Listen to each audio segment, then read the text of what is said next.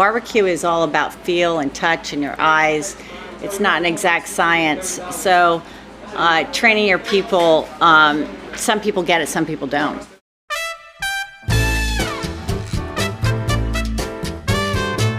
I'm Robin Sussingham, and this is The Zest. Citrus, seafood, Spanish flavor, and Southern charm. The Zest celebrates cuisine and community in the Sunshine State.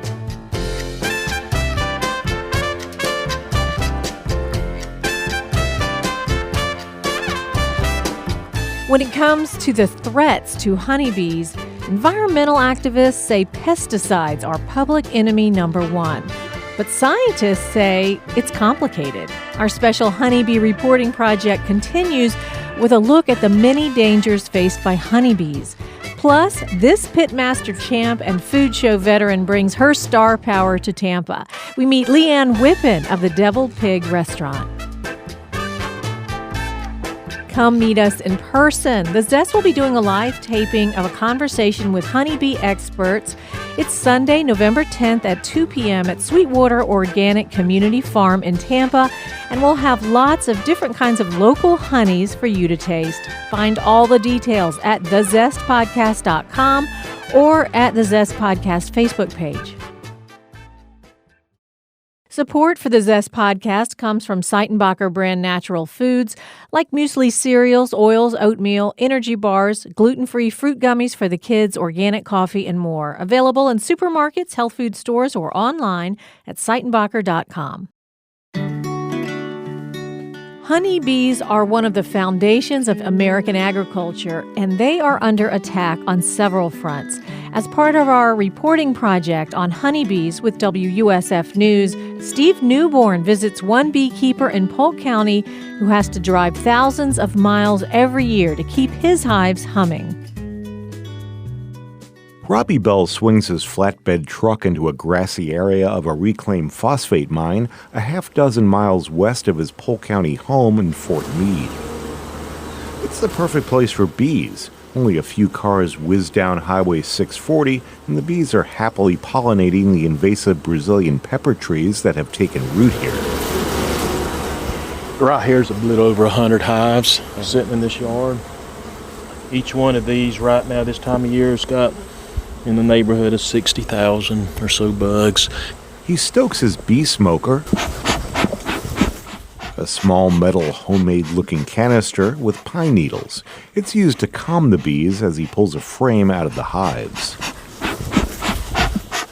But all is not so calm in bee circles. We're seeing the collapse of the beekeeping industry. After our year is over with, I say our year, so from January till the first week of June, we lose 40% of our operation. You can go have 100 hives here in June, and I guarantee you 40 to 50 of them is going to be dead in a month. Bell says the problem comes in threes. One is the varroa mite. It got imported here in the United States in the late 80s. The mites burrow into the bees, sucking the blood of adults. The next dilemma in Florida is citrus greening, a disease that has severely cut Florida's citrus groves. This has limited the production of orange blossom honey, which used to be a roadside staple in Florida. And then there's number 3. The new pesticides is one of the neonicotinoids are really, they're playing havoc with this industry. The residues from these sprays, and also we're finding out the fungicides that are used in the fields are messing up the bees' guts. They can't process their food. Those neonicotinoids, called neonics for short, have created alarm among birders and beekeepers. The Sierra Club has unveiled a national campaign against the pesticide-coated seeds. Dan Rochelle is an attorney with the National Resources Defense Council. The neonic coating on one corn seed has enough active ingredient to kill about 250,000 bees. Rochelle says they're the most used pesticides in the country, covering more than 100 million acres. Several states in the European Union have banned the use of some neonics, but in July, the federal EPA allowed the use of a neonic called sulfoxaflor, waiving a legal requirement for a field study of its impacts on pollinators. A coalition of beekeepers fired back in September, suing the EPA for its decision. Professor Jamie Ellis directs honeybee research at the University of Florida. He says the varroa mites are by far the greatest threat. Though there's no doubt pesticides kill bees every year, he says that's when pesticides are not applied correctly. A lot of the impacts that are happening to bees are hard to reproduce in the lab or in controlled studies. So we've got this idea that pesticides are driving it, but we don't have the data to support that generally. Ellis also says although there's a 40% loss to colonies every year, the number of total hives are increasing slightly. That's because of the hard work of beekeepers like Robbie Bell, who every year takes his hives around the country as far as almond groves in the foothills of California's Sierra Nevada. Up till the last 20 years, we never thought about this kind of stuff. But the neonics and the biotech seeds, the Roundup Ready and all that stuff is playing a big part in this. Despite the seemingly endless problems, Bell says there is hope for his hives. He's praying for a solution to the varroa mite. Then he says beekeepers can deal with the pesticides a little better. That was Steve Newborn reporting for the Zest and WUSF 89.7 News. Ann Whippen was one of the first female competitive barbecue pitmasters in a physically demanding business that 2 decades later still hasn't really attracted many women. She opened up the Tampa restaurant The Deviled Pig in November of 2018 and created a signature dish of the same name. I stopped by for a sample and a conversation with Ann after she was named Master of Q by ousting 7 barbecue greats on this summer's premiere season of the Food Network show Barbecue Brawl, Flay vs. Simon. My name is Ann Whippen, and I am Pitmaster partner at the Deviled Pig restaurant. So how did you come up with the name The Deviled Pig? The deviled crab, of course, is very prevalent in this neck of the woods. So we thought, well, let's go with the deviled pig and actually make that our signature dish, which is what we did. We took out the crab and put in smoked pork, came up with a sriracha sauce, sauteed peppers, onions. It gets deep fried with panko breadcrumbs, and then we have a signature dry rub pig powder that we sprinkle on top. Sounds wonderful. So it's spicy, just like the deviled crab. It is spicy, yes it is. How long have you been doing this? I've been in competitive barbecue for 23 years, and as far as barbecue restaurants, this is restaurant 6. Wow. Yeah. 6 restaurants. So moved down here from Chicago about 1.5 years ago and had 2 places there. And my main reason for coming down to Tampa is that my daughter, who is a graduate of at USF, she was starting a family, and my mom lives in Naples, so I came down for family reasons. Now, I'm going to describe you. You are tall and blonde, and you're small boned. You're fit, but you're not a big gal. This is a tough business, the restaurant world, because you are on your feet 24/7. There's a lot of lifting involved, so I call it my barbecue Pilates. So that kind of helps with, keeping people in the kitchen fit, and it's kind of built-in exercise, you might say. So I was thinking, though, for barbecue competitions, is it physical? It is. Barbecue competitions it's very physical, it's very stressful. You don't realize how much goes into it as far as, bringing your rigs there, setting up your cookers, dragging along, tons of charcoal. All of your meats you have to bring and provide. They don't give it to you. So, and not only that, but it's the endurance of being able to stay up all night long to cook, because there's specific turn-in times. And so you start cooking the night before and turn in the next day. So you're up all night long. Wait, just go through the process for me. And this is amazing. Yeah, it's really cool. So I follow the KCBS circuit, which is the Kansas City Barbecue Society circuit. There's another circuit called Memphis in May. Memphis in May is on-site judging, where the judges come to your site and you actually talk about it and they meet you face-to-face. I like the KCBS because it's blind judging. So everything is turned in a box. It's numbered, renumbered, so the judges have no idea where it's coming from. So then you really get a true, score based on the actual food, not on the dog and pony show, I call it. So I usually put my big pieces of meat on at 11 o'clock at night. The first turn-in is... what are you cooking on? So I have a big 26-foot rig. It's a trailer, and it has a big Pitmaster on it, which is a rotisserie cooker that holds about 1,200 pounds of meat. And then I usually bring a green egg with me. I bring a WSM, which is a Weber Smoky Mountain Bullet, and then I have a Jambo Pit, which is my high-end competition rig. So I use certain meats on certain cookers based on my experience and, the way it turns out. So I'll be using 4 cookers at the same time. So with the rig and all these smokers and everything else, how much money do you think you have invested in just the equipment? And that's the thing. You can't make a living by competing because it is extremely expensive because you're traveling, first of all. I do compete by myself, but usually, it's nice to bring someone else along. So you're paying for your lodging. If you don't have an RV, you're paying for all of your meats. And then your entry fees, your gas, and your time, away from work. It can, any given contest can run into easily $1,000 to $1,500, and sometimes more if you go further. It adds up. So why do it if you said you don't make a living doing it? So what's the fun? What's the joy? So I started doing this with my dad 23 years ago, and when we did our first competition, the Georgia State in Stone Mountain, we actually won grand champion out of 97 teams. And it's kind of one of those things, like I call it the barbecue bug biting you. You just get kind of hooked on it, and I really like competition. I like the atmosphere. I like the people that are there because you meet families and longtime friends. I mean, I've had friends for years from this. So it's not just the thrill of the competition, it's also the whole camaraderie of the whole entire competition itself. Are there many women that are doing this? Or was that, especially starting out when you said 20 odd years ago, were you kind of an oddity? I was one of the first.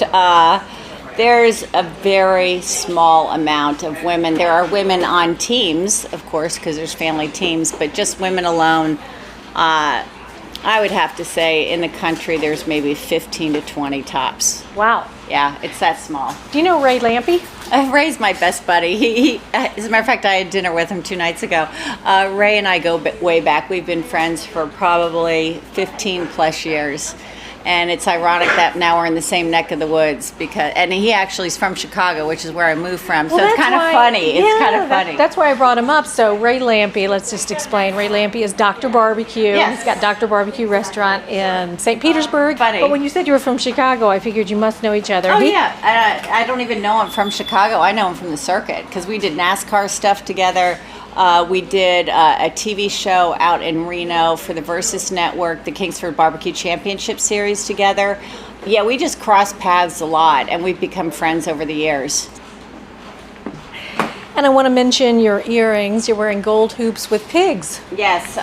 So my barbecue goes way back to my grandmother, who actually had a hog farm in Lexington, Missouri. So my dad was born and raised there. And that's how I got into the barbecue. Started in the backyard, then we became certified as judges, and then one day I said, Dad, let's go compete, and that's how it all started. And I have 2 girls, and they were heavily involved in it. They still are. As a matter of fact, my oldest daughter and I, in Vegas at the World Food Championships, took first runner-up in barbecue out there. And she was on the Pitmaster All-Star show with me a couple of years ago.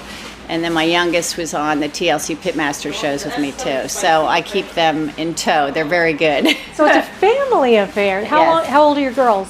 So my oldest one is 29 with the new granddaughter, Charlie. And then my youngest is 21 and she's in college right now. I just want to hear a little bit more about you, a very feminine female, makeup, hair, long pink fingernails, in this sort of rough and tumble business. Yeah, it's rough, but I have a lot of photographs to prove that it gets dirty, from charcoal on the face, to hurting myself. But it's, you just kind of have to put that aside. Something that I kind of preach in the years that I've been doing this is, I may say some negative things about the restaurant world, but as far as competition, I urge women to get in there, and even if they don't do well or they take a lot of heat from the men being out there, just stay vigilant, because that's what I did. I would love to see more women out there, and anybody that wants to contact me here at the Deviled Pig, my email is leanne@deviledpig.com, and I'd be happy to help you out as far as getting started, or for somebody that's out there, just assist in trying to put you in the forefront. Well, nice. Yeah. So, but you just did very well in a competition against Bobby Flay. Tell us about that. So Bobby Flay and we actually did a throwdown together at my restaurant in Chesapeake, and I did beat him in the pulled pork category, but this was a different competition. It was called Barbecue Brawl on Food Network with Michael Simon and Bobby Flay, and it was 8 pitmasters, and they built their team of 4 pitmasters each. So I was actually on Bobby Flay's team. I wasn't competing against him. So he's trying to have bragging rights based on his team member winning the whole contest, and you know, then they gave you the title of the Master of Q, whoever won. So it was a 4-part series, and I ended up winning the whole thing and finished out with a whole hog that caught on fire and ended up pulling it out. So it was a real honor to be able to cook, alongside with him. And Where were you? Did you have to stay out there the whole time? oh yeah, we filmed for 10 days out in Austin, Texas, but we were freezing. I mean, it was really, really cold, and it was rainy the first day, and all these things affect your pit too. So the weather was not the greatest at all, and then you had early call times. We'd be up at 5:30 in the morning and cooking till 11:30 at night, and it was back to back to back. So it was exhausting. It was probably one of the toughest comps I've ever done because there was so much of it. Was Bobby Flay there alongside you, or was he staying in his trailer? No, Bobby and Michael were on set a lot more than I expected. You've got trophies lining your walls. I have a lot of trophies. Actually, a lot of them have bit the dust because when I'm out competing, I vend, all right? So I sell barbecue, which is a whole nother bear. And the more trophies that you can bring with you to show to the customers, oh, wow, this must be really good. It's a draw, and you'll get bigger lines. So I've lost a lot of trophies along the way due to weather and breakage of traveling. So it's actually dwindled down over the years. But yeah, there's a few up there. A lot up there. So I'm just describing this. It's a small place. There are just a couple little four top tables. Right. We have a huge pit in the back, an old hickory SSJ, which holds probably 1,400 pounds of meat. And then I use a local wood company, Black Dog Firewood, for my wood, and we use cherry, hickory, oak, and pecan woods. So it's a good mix of smoke, on our meats. And, we're trying to use an elevated quality meat, but also rather than your traditional standard meats, we're adding things, like smoked bologna and rib tips. And rib tips are basically the top of a St. Louis rib, but that's traditionally found in like Chicago. So when people come in and see those and they're like, oh my God, rib tips, they almost always say, oh, I'm from Chicago and we can't get them down here. And another thing is beef brisket isn't very prevalent down here. So we're doing burnt ends here and sliced brisket, and everything is dry rubbed. Pig powder is the main rub that my dad developed many years ago, and it was used on the show, and it's mentioned quite often because it has an excellent flavor profile of sweet with a little bit of heat. So that we use on most of our meats. And then all the sauces are on the side, and we're kind of giving you an experience of what barbecue's like all over the country. So we have Kansas City style tomato base, which is kind of a sweet tomato base, and then we have a spicy tomato base, and then we have a South Carolina mustard, an Eastern North Carolina vinegar sauce, and then the one that's really kind of crazy that people are really loving is our Floribama White, which is a takeoff on the Alabama White sauce, which is a mayonnaise-based sauce, but we're adding horseradish, fresh garlic, and it really complements the brisket. So people are loving that, and the South Carolina mustard happens to be one of my favorites too. So we're making all those sauces here.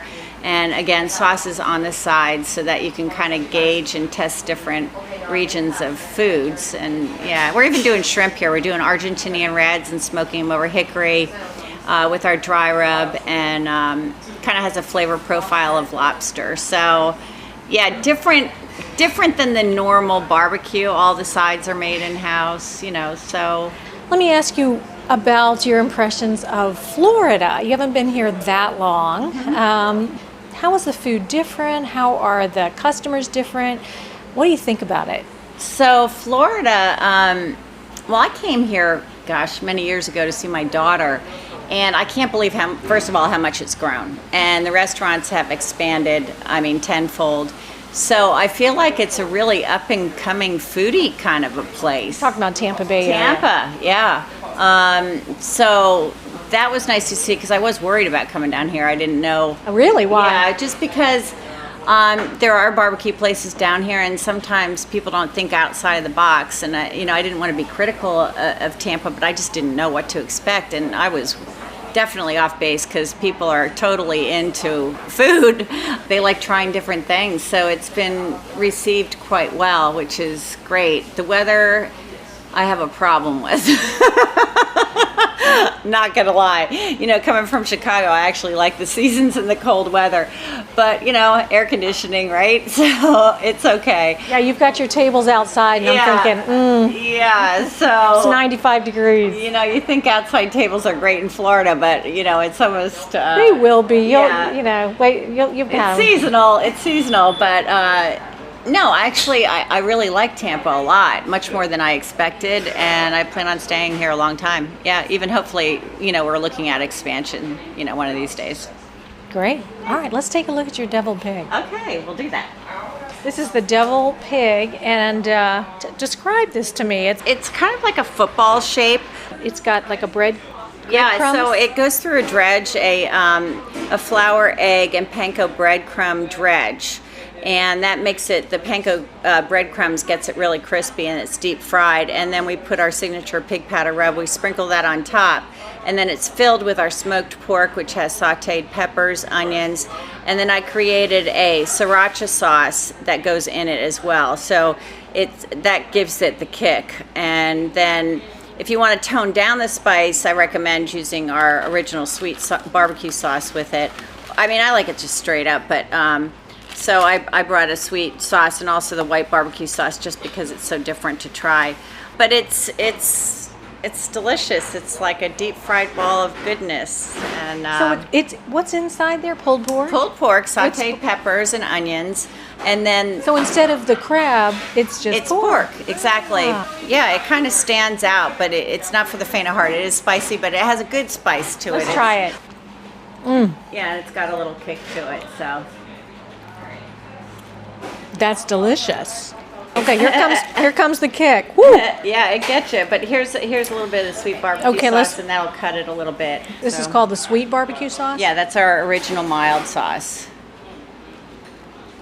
So that cuts it back a little bit. It's good with it. That's really good with Yeah, it. I like it together. I thought it was going to be too sweet, but Yeah, it counteracts. Perfect. Yeah. Mm-hmm. I really like that. And the white sauce I just wanted you to try, but I really like it on beef because of the horseradish and garlic profile. Sounds perfect for brisket. But it's actually, yeah, and it's really good on chicken too. I mean, that's where it originated in Alabama. The white sauce was on chicken, so it does complement chicken. But the If you put horseradish in anything. I'm a horseradish freak, makes so it so I much love better. it. Yeah, it is. It's very good. So. All right, here's the white And it's sauce. got a little red wine vinegar in it, so it does have a little bit of acid in it too, but it kind of cools it off too. The white sauce is my daughter's favorite sauce. So different. It is It's different. So different. Uh-huh. It's not traditional barbecue sauce. It's different, but it's good. I think people would want both. I mean, because it really changes up the flavor to have that white sauce Yeah. with the horseradish. I'm going back into that sweet sauce, though, Leanne.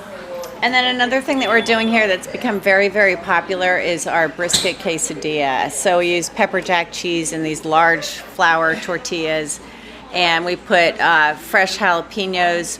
We smoke our corn here. We put smoked corn in there, a little bit of our spicy sauce, and then we make a barbecue crema and fried jalapenos and put that on top, and it's out of this world. So that's become a very popular item here is our brisket quesadilla. Wow, I love the idea of that smoked corn. It doesn't dry it out? No, it doesn't. So you soak it in water for about a half hour, and then we also do something that's very good that doesn't have bread, and that is a takeoff of a poke bowl. So we're calling it a porky bowl. So basically it has a slaw base to it, and we put the smoked corn, pickled red onions. What's the base? It's coleslaw. So, and then you can pick your meat that you want on top. So you can have pork or chicken or turkey. any one of our smoked meats. This kind of sounds like a pretty extensive menu. It is pretty extensive. It might be too big, but How does it compare with your other restaurants? it's about the same. And my restaurants in Chicago were huge, so they were actually bigger menus. And then, so the more bowls- seating? How did you decided to go with such a small place? So we went for location. We sacrificed seats for location since we wanted to build the brand here. And it's a great location, though. Excuse me stuffing my face. Yeah, but- So how's it been how's business so far? Oh, business has been crazy good. We're just really focusing on our catering. Do your competitions really help get your name out there? I do feel like it does. It gives you credibility. I don't really know that it's going to make you, into a fabulous restaurant. It gives you credibility to at least, market yourself. Tell But me if the you- difference then. What's the difference? Like, because you're saying just because you're great at the competitions, you're good with the pit, doesn't necessarily mean your restaurant's going to be run. Yeah, because you can't produce competition-style food in a restaurant. It just can't be done because, there's a bunch of different techniques and things you use throughout a competition that you just can't train people to do. Barbecue is all about feel and touch and your eyes. It's not an exact science. So training your people, some people get it, some people don't. So it's expensive too because there are added ingredients that you add throughout the cook that, for example, honey. Honey is super, super expensive, and there's no way that I can incorporate that into my process because then it would make the price point too high. But during competition, you're going to do it. Of course, competition, you're there to win and you're there Pull out for all the the money. stops. Yeah, so you're willing to add that additional expense, sure. Yeah. Do you mind that I keep eating? Oh, This no, is- you go right I'm really ahead. hungry, and this is fantastic. I'm glad you like it. So we're doing a whole big special reporting project on honey and honeybees. So it's interesting that you say. There's great honey down here. As a matter of fact, I used to have it shipped to me from here to use in competition. So I know there's great honey down here. Leanne, thank you so much. This has been so much fun. Well, thank you for having me. I'm glad you were able to come out and try the deviled pig and eat the deviled pig. Oh, yeah, I had no trouble. So thank you so much. Thank you. That was Ann Whippen, Food Network star, pitmaster, and managing partner of the Deviled Pig restaurant in Tampa. That's all for today. We've got lots of recipes for meat lovers on our website, including advice on grilling the perfect prime bone-in ribeye steak from Josiah Citron. It's on our website, thezestpodcast.com. I'm Robin Sussingham. Dalia Colon and I produce The Zest with help from Megan Trimble, Mark Hayes, and Craig George. The Zest is a production of WUSF Public Media.